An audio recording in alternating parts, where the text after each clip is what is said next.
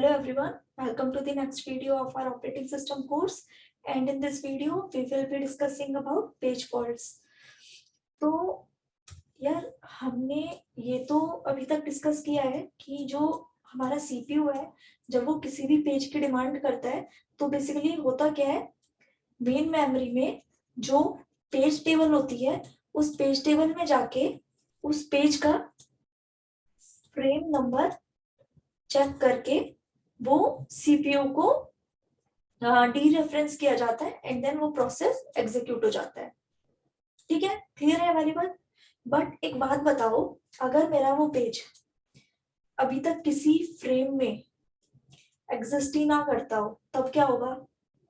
मतलब हमने ये तो पहले से ही बोला है ना कि हम अपने प्रोसेस के कुछ कुछ पेजेस को ही मेन मेमोरी के फ्रेम्स में रखते हैं।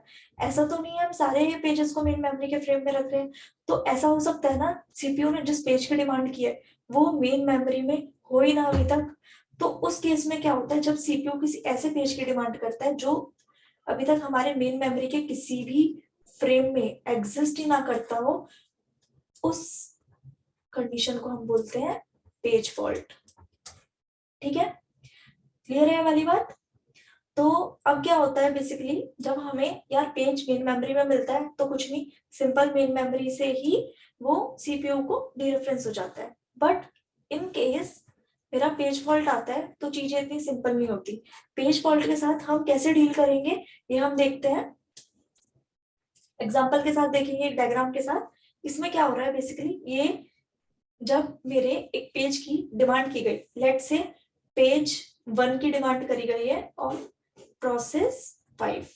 ठीक है, अब क्या हुआ, मैं पेज टेबल में चेक करूंगी।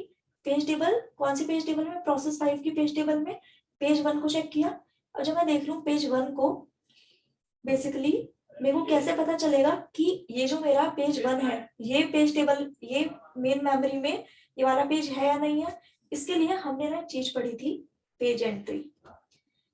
पेज एंट्री में बेसिकली हमने पढ़ा था, एक होती है हमारी valid invalid bit.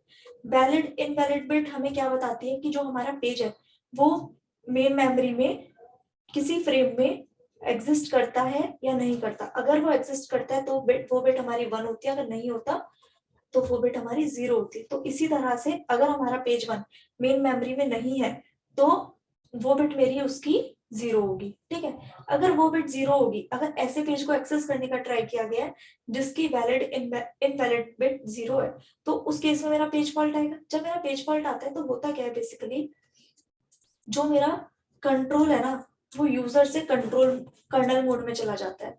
Kernel mode बोले तो अब आगे का काम ना ओएस को हैंडल करना होता है। ये तो हमने पढ़ा था पहले भी, स्टार्टिंग के इंट्रोडक्शन मॉड्यूल में ही हम पढ़ चुके हैं कि जब हमें कुछ भी प्रिविलेज्ड इंस्ट्रक्शंस का एक्सेस करना होता है तो वो हमारा जो प्रोसेस है वो यूजर टू कर्नल मोड चला जाता है। ठीक है, तो सिमिलरली यहाँ पे वही होता है, वो जैसे ही हम ऐसी बिट को एक्सेस करने का ट्राई करते हैं, ऐसे पेज को एक्सेस करने का ट्राई करते हैं जिसकी वाली बिट 0 है, तो हमारा जो बेसिकली कंट्रोल है वो ओएस के पास चला जाता है। ठीक है, ये जो जिस जब भी हमारी वैलिड इनवैलिड बिट 0 है ना, तो होगा क्या, जब हमने ऐसे पेज को एक्सेस करने का ट्राई किया हमारे पास कुछ इंटरप्ट्स आ जाएंगे।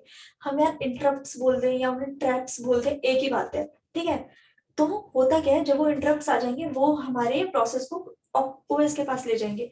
ओएस क्या करेगा, वो चेक करेगा कि जो यूजर है वो ऑथेंटिक बंदा है या नहीं है। ठीक है, एक्सेस करवाना है या नहीं करवाना, तो वो जाके चेक करता है। वो अगर ठीक है तो वो सेकेंडरी मेमोरी में जाके वो पेज ढूंढ के, मिसिंग पेज को ढूंढ के मेन मेमोरी के हमारे किसी भी फ्री फ्रेम में ऐड कर देगा, और बाद में जाके वो जो फ्रेम नंबर है वो हमारी पेज टेबल में अपडेट हो जाता है, और जो मेरी वैलिड इनवैलिड बिट है अब वो 1 हो जाती है। क्यों? क्योंकि अब मेरे इस वाले पेज को कोई ना कोई फ्रेम नंबर मिल चुका है।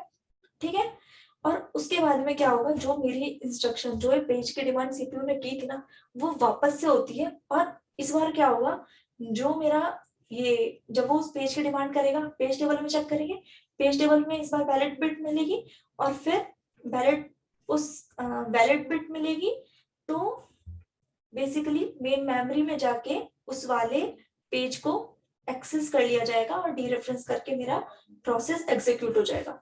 तो यही जो सिचुएशन है बेसिकली यही हमारी पेज फॉल्ट की सिचुएशन होती है। और जब हमारा वो पेज वापस से अपडेट होके मेन मेमोरी में आ जाता है तब अगर हम किसी ऐसे पेज को एक्सेस करने का ट्राई करें तो वो हमारा पेज हिट हो जाता है। ठीक है, क्लियर है? अब